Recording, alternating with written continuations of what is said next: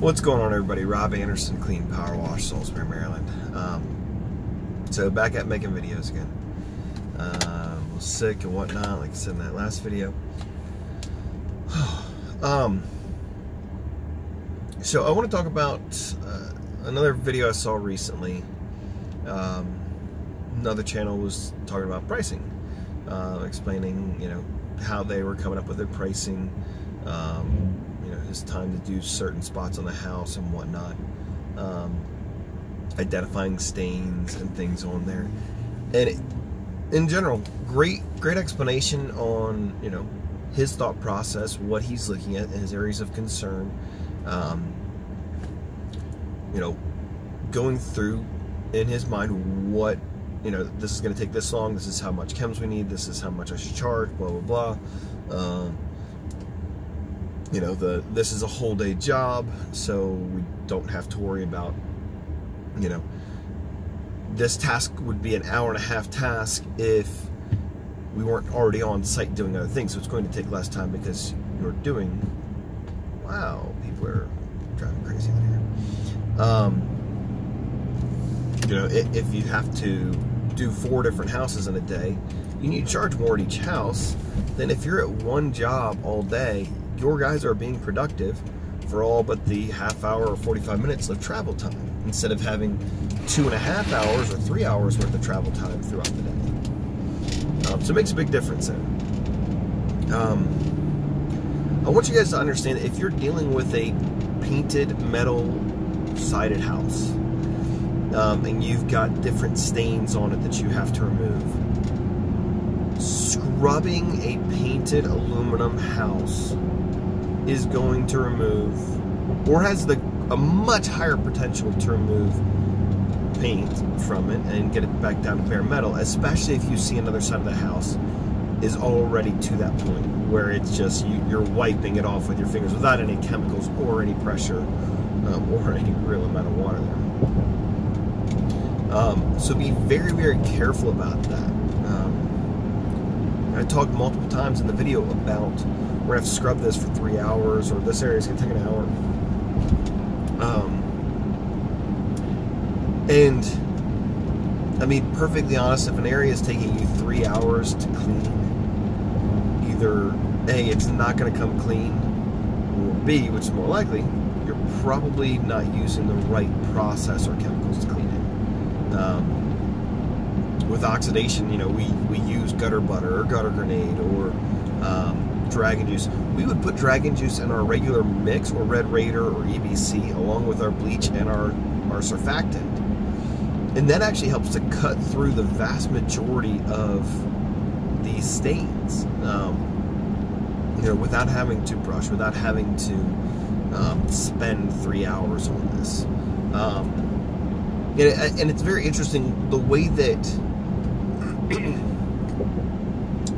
John was looking through this. He's doing a great job. He wants to make $200 an hour on it. If I look at that same task, the job without oxidation removal, in my mind, is something we would charge $750 to $850 for. The price that he came up with, based off and expecting it to take 12 hours, was $2,400. I don't believe that, based off of the appearance of that house and the condition that it's been neglected into, that the person would be willing to pay $2,400 for house wash on them. If you or anybody else can sell that to somebody, go for it. Now, I'm not telling you not to try that, but I don't think that that's going to be the case. That house might take us 3 or 4 hours total. We're not going to do gutter brightening on it.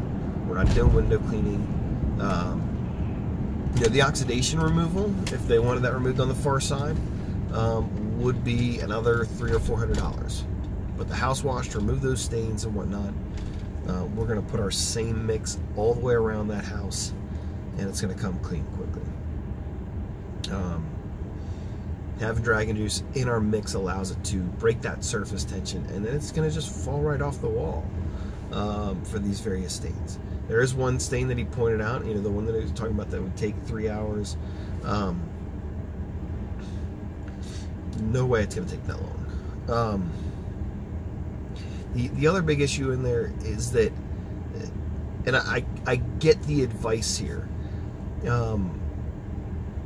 He basically priced out a 5-gallon bucket of Red Raider for that job, and saying that, a lot of contractors, if they have to buy whatever product, then just go ahead and double it right away, and then that's what's going to get passed on to the customer. If it's something that you're never going to use again, or not use in a reasonable period of time, let's say it's efflorescence remover, or it's a graffiti spray paint remover, probably not using that every day. So in that case, yeah, maybe. But for something like Red Raider on this job, I couldn't see using 2 cups of Red Raider. So if it's $80 for a 5-gallon bucket, and let's just say it's really $25 for a gallon. One, if it's $25 a gallon, I'm not even going to use a half gallon. It's not even a cost factor that I'm going to bother putting a line item. I mean, at $25 a gallon, and then we're not even talking $5 worth of Red Raider would need to be used on that job. The amount of bleach quoted on that job, way high. It's like 30 gallons. That's a lot of bleach when you really start looking at it. And it's the good news isn't in there though is getting an idea. Figuring, okay, well, and if you overestimate, that's great. But it also, when you have these numbers get further and further off from what they actually will be, that's going to then change where you're going to end up. It's also going to change the fact that when we look at this job, it's not going to take 12 hours.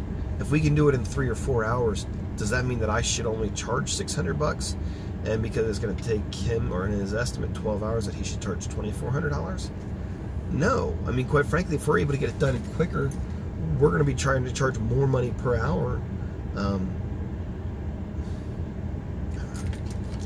There's so many differences between how you do a house, how I do a house, how another contractor watches a house, that's going to change how much money per hour you're making, what you're charging on it, and yada yada.